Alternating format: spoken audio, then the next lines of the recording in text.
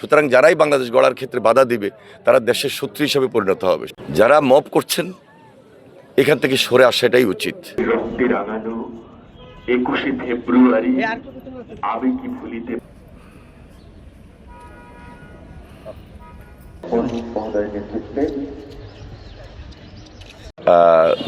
একটা জাতীয় সংসদ নির্বাচন হয়েছে, সংসদের শপথ হয়েছে, আমরা শপথ নিয়েছি। হা না ভোট হয়েছে, গণভোট, সেখানে হা জয়যুক্ত হয়েছে।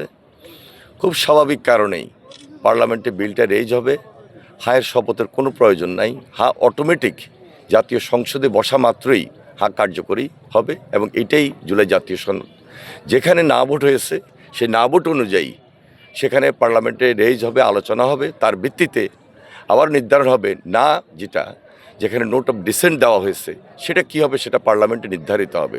সুতরাং এই ব্যাপারে আমি মনে করি ওনারা যে ব্যাখ্যাটি দিয়েছেন সম্পূর্ণভাবে যারা আইনবিদ, যারা এক্সপার্ট রয়েছেন তারা ইতিমধ্যে বলেছেন।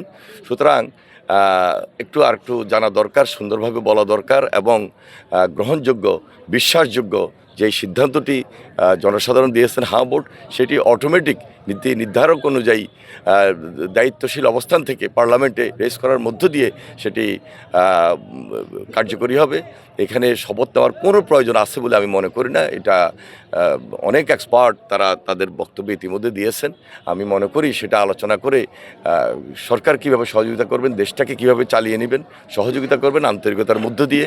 মত পথ ভিন্ন থাকতে পারে, সব ইস্যুতে বিরোধিতা করবো, আমার সেই বিরোধিতা থেকে পিছিয়ে এসে আমার মনে হয় দেশটার জন্য, দেশটা গড়ার জন্য সবাই মিলে কাজ করি, সেখানে সবার আন্তরিকতা প্রয়োজন। যারা মব করছেন এখান থেকে সরে আসাটাই উচিত। মব কালচার, নামই তো মব। মব মানে কি? মব মানে এটা এমন একটা পরিস্থিতি ক্রিয়েট করা। সুতরাং একটা বিশৃঙ্খল পরিবেশ তৈরি করা। বিশৃঙ্খল পরিবেশ তৈরি করতে গেলে বাংলাদেশ গড়ার ক্ষেত্রে তো বাধা হতে পারে। সুতরাং যারাই বাংলাদেশ গড়ার ক্ষেত্রে বাধা দিবে তারা দেশের শত্রু হিসেবে পরিণত হবে। সুতরাং মব কালচার থেকে ফিরে এসে আমাদের দায়িত্বশীল অবস্থান থেকে আমাদের কথা বলতে হবে, কাজ করতে হবে।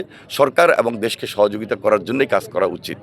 কেউ যদি এর বাহিরে কিছু করতে চান সেটা দায়িত্ব তাদের উপরে পড়তে হবে। সরে আসুন সেখান থেকে, আশা করি।